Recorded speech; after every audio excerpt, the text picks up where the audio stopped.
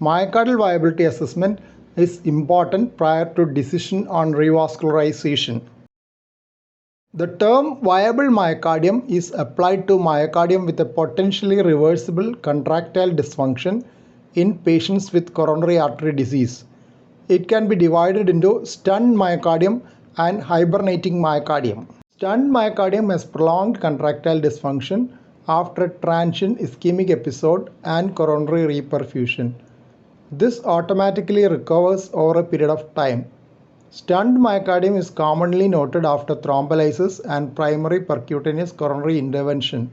Hibernating myocardium has reduced contractile function due to persistently impaired coronary blood flow. Hibernating myocardium regains contractile function partially or completely after revascularization. The goal of myocardial viability assessment is to identify those patients who will improve with coronary revascularization. It is useful to triage those with heart failure into ones which require revascularization versus those who require left ventricular assist devices or cardiac transplantation. It can predict the recovery of myocardial function with treatment and thus the prognosis. Assessment of myocardial contractile reserve can be done by echocardiography and other imaging modalities. Segmental thickening and systolic function can be assessed by echo and MRI. Myocardial perfusion can be assessed by single photon emission computed tomography and myocardial contrast echocardiography. Metabolism of myocardial cells are assessed by positron emission tomography. Myocardial scar can be detected by CMR, seen as late gadolinium enhancement or LGE, and by multi-detector computed tomography. Myocardial viability assessment by echocardiography.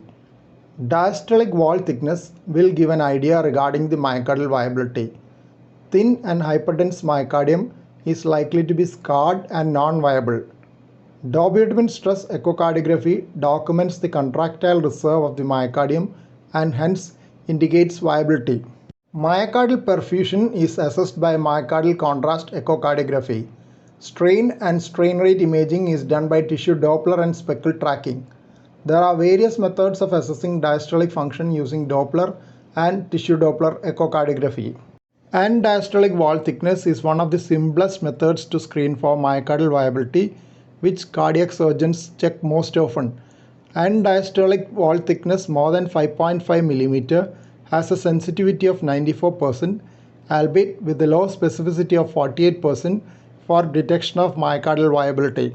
With end diastolic wall thickness less than 5 to 6 mm, less than 5% will be viable, while with thickness above that, viability is more than 50%. Pharmacological stress echocardiography can be done using dobutamine, adenosine or dipyridamole. Low-dose dobutamine echocardiography is useful in assessing myocardial contractile reserve. Parasternal and apical windows can be used to assess the response in 16 to 17 myocardial segments. Higher doses of dobutamine can be used to check whether there is any biphasic response indicating ischemic viable myocardium. The response to dobutamine can be divided into 4 types. In monophasic or sustained response, low-dose dobutamine increases the contraction, which is further enhanced in high dose. In biphasic response, low dose enhances contraction while high doses decrease the contraction. Another type is ischemic response, in which both low dose and high dose produces decrease in contraction. In non-phasic response, there is hardly any contraction of the segment throughout. Roughly 40% will have a non-phasic response, while nearly 1/3 can have a biphasic response. Sustained response may be noted in nearly 1/5 and worsening may be noted in 15%. Biphasic response had the highest predictive value for recovery of function after coronary angioplasty. Non-phasic and monophasic responses predicted poor recovery of function, while ischemic response was in between. Dobutamine stress echocardiography has been noted to have better specificity than nuclear imaging. DSC has a fair value in prognostication as well. Echo-based techniques for assessment of myocardial viability has certain advantages as well as limitations. Echocardiographic techniques are safe and do not have the risk of ionizing radiation like nuclear perfusion studies and positron emission tomography. Due to portability of echocardiographic equipment, even bedside evaluation is possible and the equipment are widely available. Cost of procedure is much less compared to nuclear imaging studies. Unlike cardiac magnetic resonance imaging, presence of pacemakers and defibrillators are not a problem. Other coexisting cardiac pathology can also be assessed by echocardiography, and there is a good relation between echocardiographic findings and outcome of revascularization. Both image acquisition and interpretation of images are operator dependent, and there could be significant inter-operator variability. Spatial resolution of echocardiography is relatively low compared to other techniques. Poor echo window, like those in patients with chronic obstructive pulmonary disease, can affect the diagnostic accuracy significantly. There is a tendency to underestimate viability, leading to a lower sensitivity for echo-based techniques. Myocardial contrast echocardiography has been used in the assessment of myocardial viability. Downside of myocardial contrast echocardiography is the cost of ultrasound contrast agent. Intravenous administration of contrast improves the visualization of myocardial segments and enables the assessment of perfusion. Myocardial segments with normal perfusion and those with patchy perfusion are considered to be viable. Those segments which have no perfusion are taken as non-viable myocardial segments. Ultrasonic contrast agent consists of ultrasonic microbubbles. A study compared myocardial contrast echo with gated single photon emission computed tomography for detection of significant coronary artery disease. The study had enrolled 628 patients with more than one cardiovascular risk factors in 99%. 516 patients underwent myocardial contrast echocardiography, technician 99M labeled ECG gated SPECT, and quantitative coronary angiography. About one-third had coronary stenosis of 70% or more. 131 had single vessel disease and 30 had multi-vessel disease. 310 had coronary stenosis of 50% or more. They documented higher sensitivity for myocardial contrast echocardiography than SPECT, though with lower specificity. An accompanying editorial was slightly skeptical about the role of myocardial contrast echocardiography. They mentioned that the study missed one of its primary endpoints in the form of non-inferiority of specificity for detection of 70% or more coronary stenosis. Myocardial strain is a measure of deformation of a myocardial segment relative to its length. Strain rate is the rate at which the deformation occurs. This is in effect the gradient between velocities at 2 points. Strain and strain rate can be measured echocardiographically using tissue Doppler and two-dimensional speckle tracking.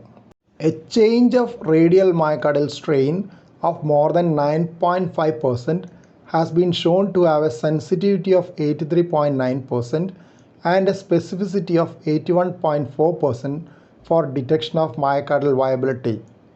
Change in longitudinal myocardial strain more than 14.6% had a sensitivity of 86.7% and specificity of 90.2% for detection of myocardial viability. Low-dose dobutamine infusion at 10 microgram per kg per minute along with strain rate assessment is useful to assess myocardial viability.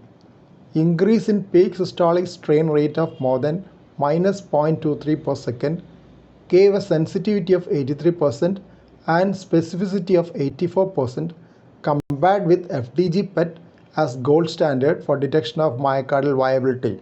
Thus, increase in peak systolic strain rate during low-dose dobutamine infusion permits discrimination between viable and non-viable myocardial segments.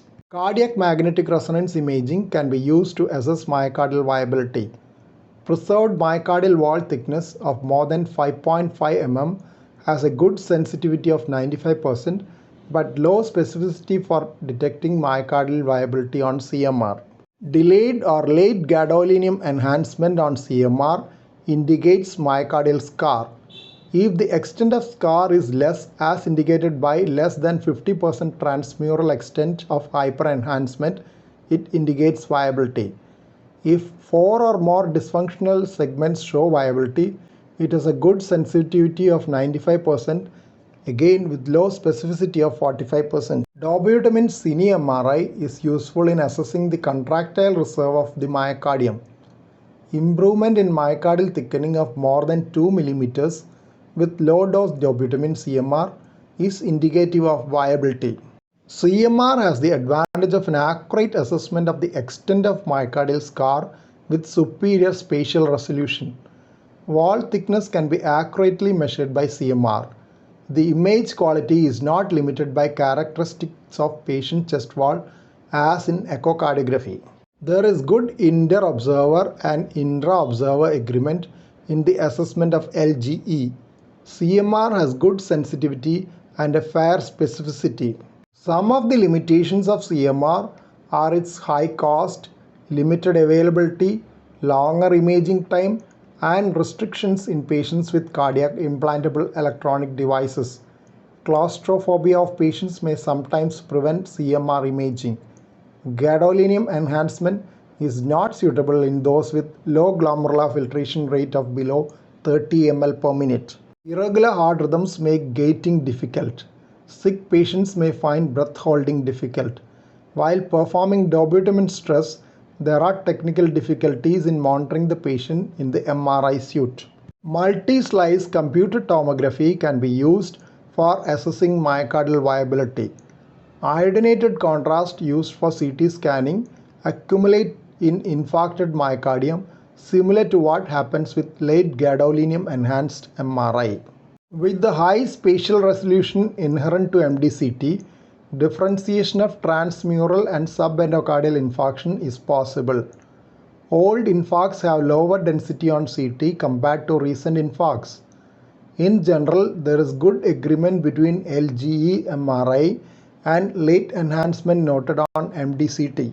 In a comparison with dobutamine stress echocardiography, MDCT with 64 slice CT, findings agreed with stress echo findings in 97.3% of the myocardial segments analyzed.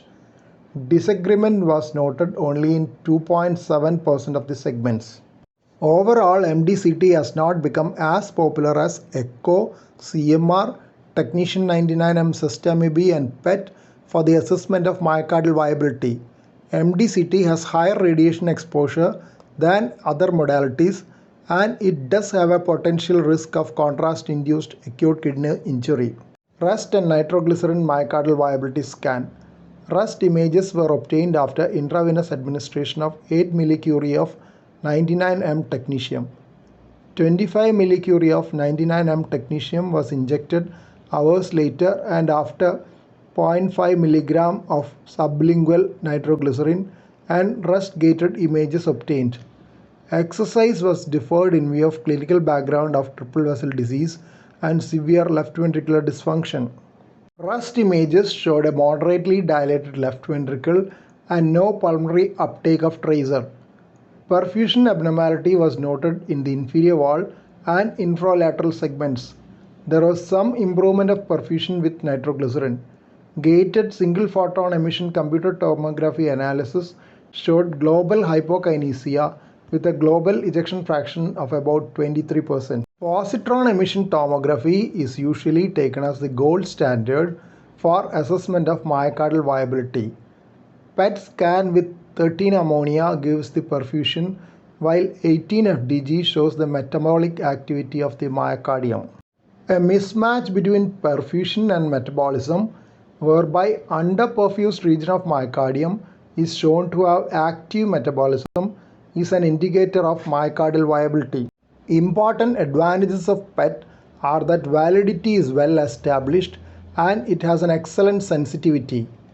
PET can be done in patients with cardiac implantable electronic devices, while CMR is not suitable in that situation. Compared to single photon emission computed tomography, PET has a better spatial and temporal resolution with better quality of pictures and less radiation risk. The most important limitation of PET is its high cost and limited availability.